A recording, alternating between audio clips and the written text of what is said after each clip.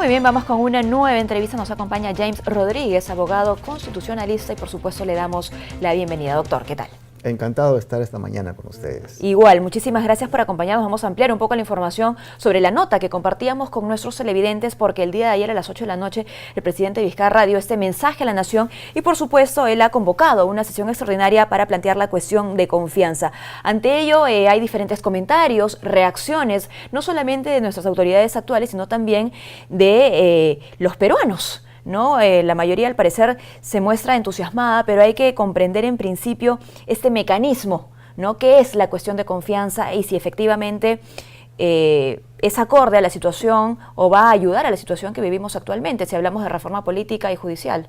Así es. El voto de confianza, o la cuestión de confianza es precisamente una aprobación de los proyectos, en estos casos de políticas de Estado, que el Ejecutivo ha enviado al Congreso. Está dentro de las facultades constitucionales que el presidente puede dar esta iniciativa legislativa. Ahora bien, los últimos decretos que ha dado el Congreso de la República no están inmersos en esta facultad que tiene el presidente de la República en enviar estos proyectos de reforma constitucional porque se tratan de políticas de Estado. Muy bien. Esa es la primera precisión y ahí hay que detenernos porque también se habla de proyectos de ley y hay que dejar eso de lado entonces. No son proyectos de ley, son proyectos de reforma constitucional. Efectivamente. Como son proyectos de reforma constitucional, no están inmersos en las prohibiciones que el Congreso ha aprobado últimamente. Es importante denotar que estos 4 proyectos de reforma constitucional en política de Estado están enmarcadas en algo que la ciudadanía necesita, porque es algo realmente inaceptable todos los audios que hemos podido escuchar de corrupción y de compra de voluntades, ¿no?, en base a coimas y en base a preventas. Es necesario zanjar un punto de diferencia porque la población ya está, por no decir menos, cansada de la corrupción que vive nuestro país. Recordemos cuáles son estos 4 proyectos de reforma constitucional, empezando por la conformación del Consejo Nacional de la Magistratura. La reconformación del Consejo Nacional de la Magistratura, la bicameralidad, lo que es la reelección de los congresistas y lo que son los aportes a los partidos políticos. Estos 4 proyectos, en todo caso de reforma constitucional, deben ser ampliamente debatidos, pero han pasado más de 40 días y hasta la fecha no hay ni siquiera un dictamen. Y es importante denotar lo siguiente: en el primer dictamen no es, digamos, muy bueno, por decirlo menos, que el Congreso haya podido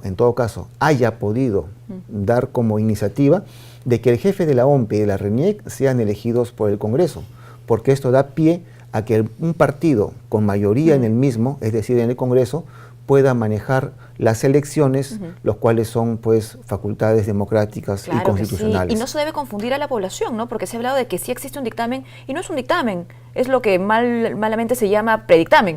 No ha entrado a debate en el Pleno. Así es. El segundo punto, que es muy controversial, es que no se le dé facultades a la nueva conformación del CNM para que pueda investigar actos de corrupción anteriormente que se han ejercido y que han sido públicos en todo el país de los miembros del CNM.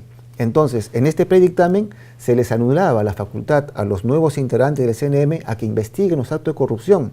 Y eso es una forma de generar impunidad y eso no se puede permitir. ¿Y dándole esa responsabilidad a quién? ¿A quiénes? Claro, por supuesto. Entonces, es importante que los nuevos integrantes del CNM sí puedan investigar los actos de corrupción que se han podido ver y que han sido de conocimiento público, porque eso, el no hacerlo, va a generar impunidad en un sistema democrático. Ahora, decía usted que cada uno de estos proyectos de reforma constitucional tiene sus propios tiempos. Así también, es. ¿no? Se ha reclamado que lo del Consejo Nacional de la Magistratura, por supuesto, tendría que ya haber salido, si hablamos de que se presentó el 2 de agosto y estamos ya 17 de septiembre, pero no pasaría lo mismo con bicameralidad, por ejemplo. Es muy cierto, la bicameralidad es un tema mucho más amplio, porque estamos hablando de senadores, estamos hablando de 2 cámaras, estamos hablando de regiones, de representantes de regiones. De revisar antecedentes también. Es cierto. ¿No? Entonces, este punto es posible y yo invoco al presidente Vizcarra de que pueda dar una forma, como decir, ¿no?, una concesión es darse formas recíprocas para que puedan llegar a acuerdos, porque ahora es el momento en que el Ejecutivo y el Congreso deben generar unas conversaciones, deben generar un diálogo. Entonces, en ese extremo, podría aprobarse de forma evidentemente consensuada lo del tema del CNM, y el tema de la bicameralidad, por supuesto, podría dejarse en forma posterior, pero podría aprobarse como primera forma, que los congresistas tendrían 2 años y medio de mandato legislativo y de ahí pasarían a una reelección. Eso como para poder amenguar la necesidad que tiene el país de que haya un cambio y después, posteriormente, legislar acerca de la bicameralidad.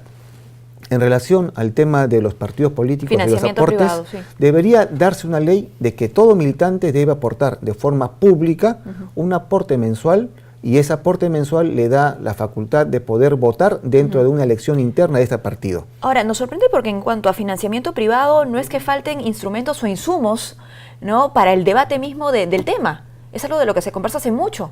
Así y que especialistas han dado también su aporte. Es muy cierto. Y entes electorales, como el Jurado Nacional de Elecciones. Lo que pasa es que lamentablemente los líderes o partidos políticos negocian con empresas y se hipotecan en su gestión, en caso de ser elegidos, en forma posterior. Y eso es lo que tenemos que evitar, porque ahí vienen los delitos de lavado de activos, viene una serie de contubernios y eso genera un daño a la democracia. Se ha llegado entonces a este escenario, ¿no?, y a la presentación que va a tener el premier Villanueva el día miércoles por falta de voluntad política, porque se ha esperado mucho tiempo, porque los cronogramas no han sido acordes a la necesidad que tiene nuestro país de reformas. Yo pienso que en realidad ha sido falta de voluntad política.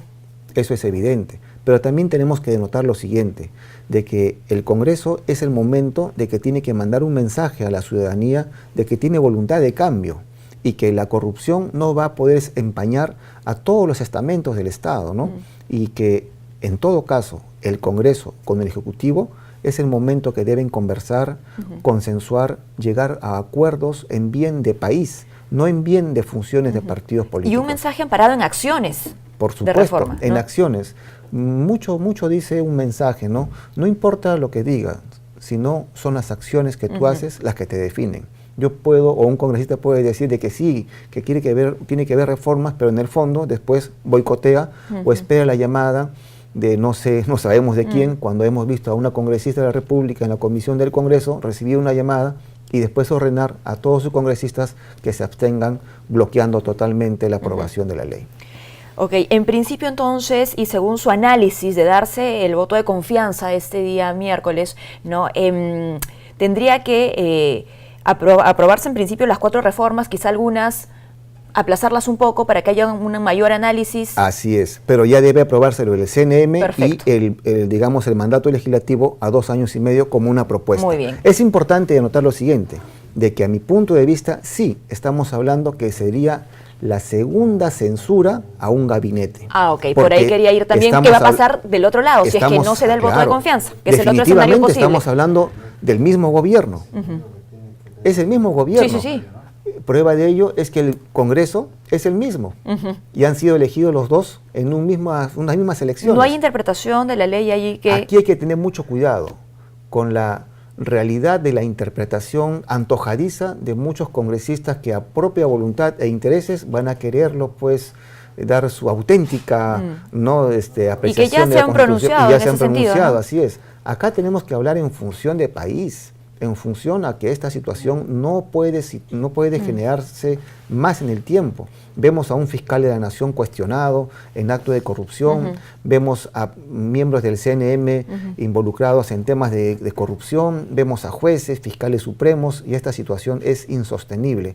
A mí me parece muy bien lo que ha hecho el presidente de la República en emplazar la función del Congreso y que ponga a trabajar a los congresistas en lo que tienen que hacer, las reformas legislativas, porque el hecho de no hacerlo era como permitir que la situación subsista en el tiempo. Sigue prolongándose el tiempo. Y eso generaría una forma de que la población, pues, hasta cierto punto genere su disconformidad y cualquier otra cosa pudiese pasar. Y se ha hecho a través de un mensaje a la nación para que sean los peruanos testigos. Así es, ¿no?, y partícipes de estos cambios. Muy bien. Muchísimas gracias, doctor Rodríguez, por habernos acompañado. Ojalá podamos conversar también luego del miércoles. Encantado de estar con ustedes. Muchísimas gracias por habernos acompañado. James Rodríguez, abogado constitucionalista.